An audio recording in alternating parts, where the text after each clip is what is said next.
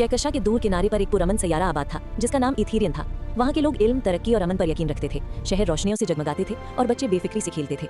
एक शाम एक बच्चा आसमान की तरफ देखकर बोला, मम्मा देखो सितारे कितने प्यारे हैं। माँ मुस्कुराकर कहने लगी, हाँ बेटा, ये हमेशा रहेंगे। मगर उसी रात आसमान का रंग बदल गया। अचानक फिजा में अजीब सी लहरें पैदा हुई और नीले और जामुनी रोशनी के दरवाजे खुलने लगे। कंट्रोल रूम में साइंसदान घबराकर बोल उठा, एक बहुत बड़ी फ्लीट हमारी तरफ बढ़ रही है। और यूं सुकून का दौर खत्म हो गया।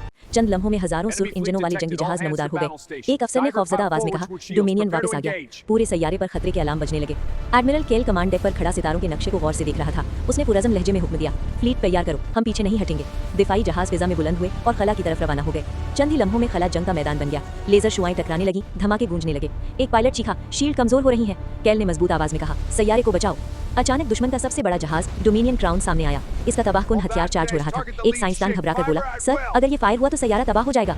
केल ने गहरी सांस ली और कहा, तो फिर हमें इसे रोकना होगा। केल का जहाज सीधा दुश्मन के अजीम जहाज की तरफ बढ़ने लगा। एक पायलट ने कहा, सर ये खुदकुशी का मिशन है। केल हल्की सी मुस्कुराहट के साथ बोला, कभी कभी कुर्बानी ही असल जीत होती है।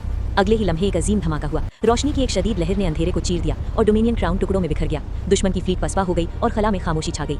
सुबह की सुनहरी रोशनी इथीरियन पर फैल गई। लोग आहिस्ता आहिस्ता बाहर निकले। एक बच्चा दोबारा आसमान की तरफ देखकर बोला, मम्मा सितारे वापस आ गए।